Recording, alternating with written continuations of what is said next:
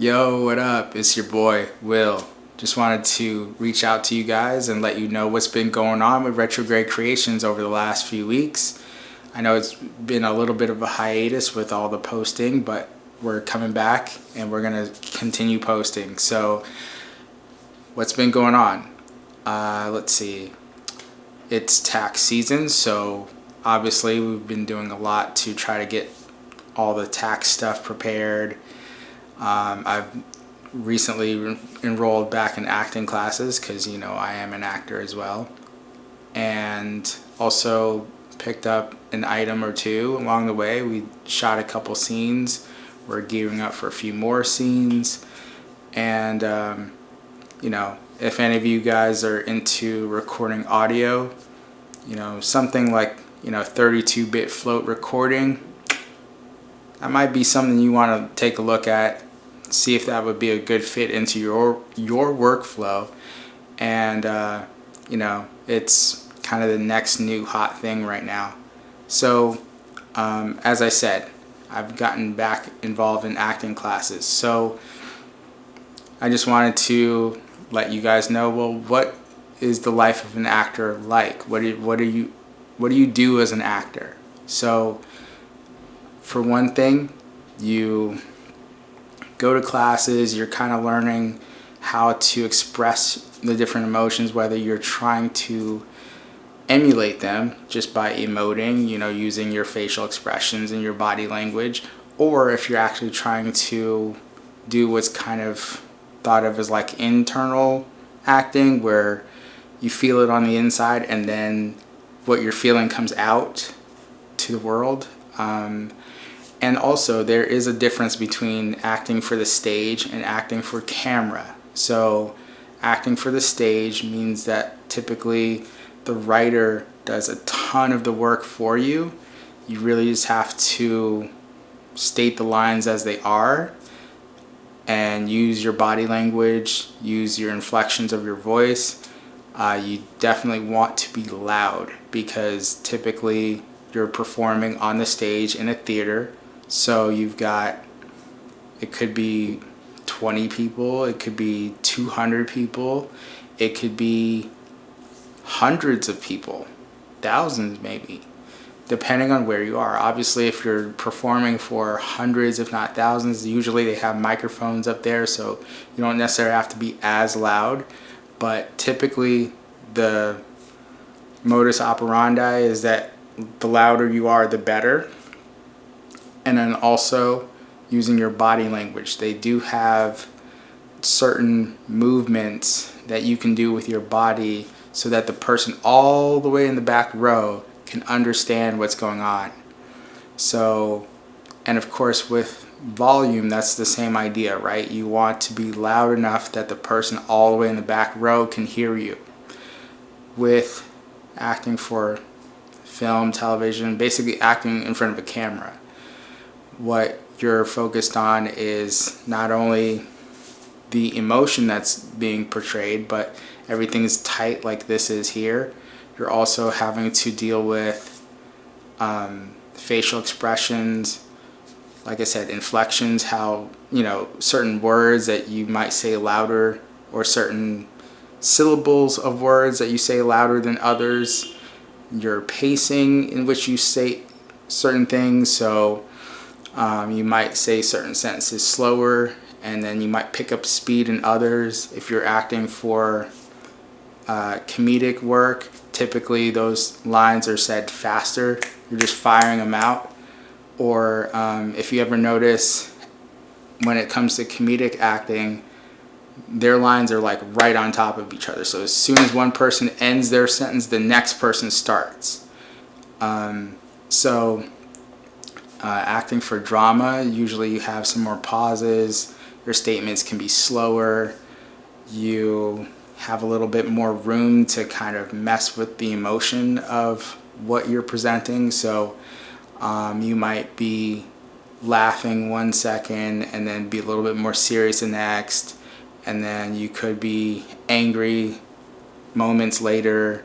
You could be, so your emotions are kind of all over in a scene.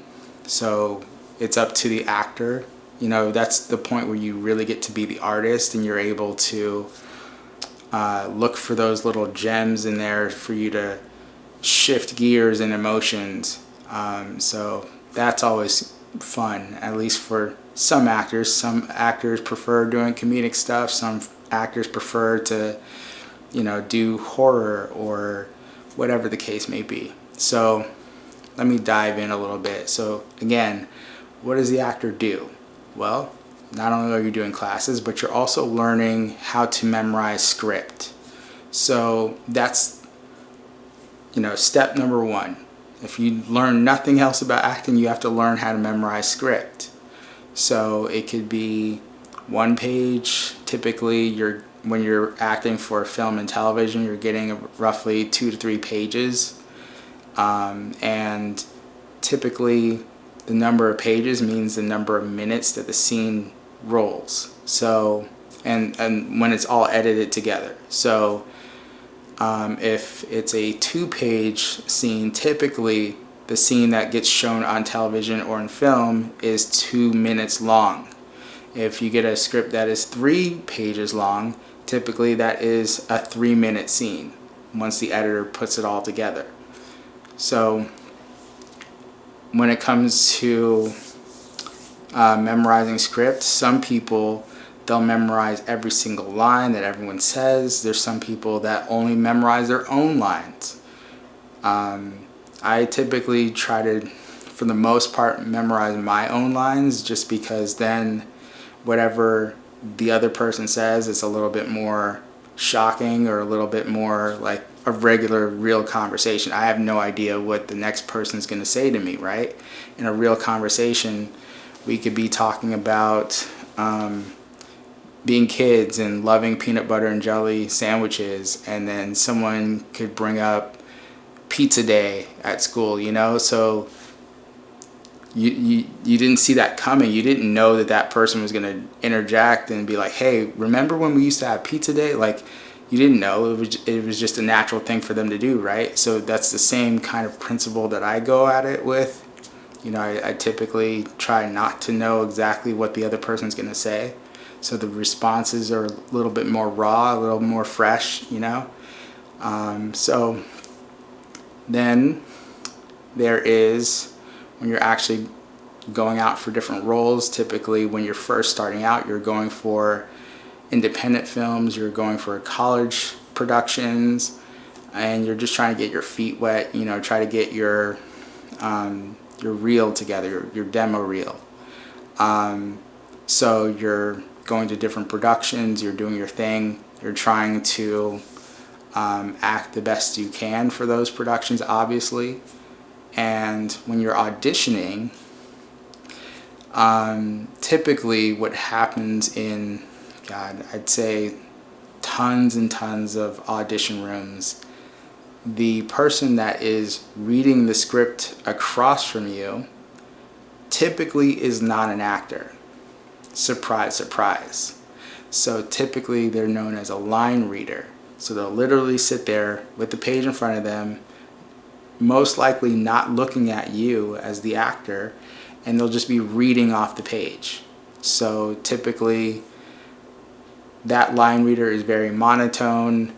They're very, just every sentence sounds basically the same, right? And you, as the actor or actress, have to bring emotion to something that the other person is not bringing emotion to at all. So I'd say roughly 80%-ish. It could be anywhere between 60 and 90%, for all I know, of the people that are reading what's on the page are not actors themselves, or they're not trying to act in that moment. So sometimes you get someone who will act a little bit with you, and those people, it's always helpful. It's always I don't think I've met any actors or actresses that don't like that, but that's not really the point of why they're there. They're just there to kind of help you bring out the best in your acting. So you might, Okay, so here's something that happens while you're auditioning. Typically, you walk in, you meet with the casting director, or maybe they might have sent someone there to just kind of press record and press stop on the camera, and they have the line reader. The line reader's always there. Sometimes it could be one and the same person. You could be, usually if it's a really small production or like a college film or something, you'll have a casting director who's also reading lines with you. So sometimes it happens, sometimes it doesn't, but always, no matter what, obviously there's someone reading lines with you. So you'll meet them. Typically they'll do a little introduction. Hey, how are you doing? What's your name? Where are you from? All that kind of stuff. So sometimes, especially with like people that are in these bigger productions, they want to know about you because, hey, they're people, right? They love meeting new people. So, you know, you could be winding yourself up in the casting room, you know, getting ready to come in the lobby, and then, so I mean, you could have something where you're supposed to be really angry or really sad or whatever, and you walk in and they're like, hey, how you doing? And that kind of throws you for a minute, right? Because they want to know you before you dive in on the scene. So you have to know kind of how to read the room, and sometimes if it's that heavy a scene, if you can tell that they'll respect it, you can just be like, hey, can we just wait until after the scene and then we'll do the introduction? And usually they'll respect that, you know. You go in, you do your audition. There are some people that actually take classes for auditioning, and there's some people that don't. Some people feel like acting for auditions is way different than acting for what you see on camera. I never really have taken a class specifically for auditioning, because oftentimes when I go and I look at, when I do a comparison, right, I'll compare what someone's audition looked like and what the actual scene looked like in the movie when they shot it. And usually something like 80 to 100% of what was done in the audition ended up being performed almost exactly to the, you know, on camera. So, excuse me, I'm about to burp here. Okay, so yeah, it's so that's why I never really invested any time in doing a specific auditioning class, because I oftentimes see that when you compare, name a star, right, and you go, okay, let me look at some iconic roles that they've been in, let's see if I can find their audition. Oftentimes what they did in the audition ends up being how they perform it in the actual production. One that comes to mind is the guy who played Billy for Stranger Things, and his audition to get the role. I forget exactly what scene it was in the show, but you watched him do the audition and he looks nuts. And then you see him actually perform it in the actual TV show, and again, he looked nuts. And there's very, very little difference between the two. So, you know, if you feel like taking an audition class would be beneficial to you, hey, no problem. Go ahead, do it. If you don't feel like it'll be beneficial to you, also, no problem. That's up to you, right? So the other thing about auditioning is it can be very nerve-wracking. It can be something where, you know, you're in there with people you don't know. You know, you're used to performing for your acting class, you made friends with them, and now you're acting in front of complete strangers. And it can be, like I said, just nerve-wracking.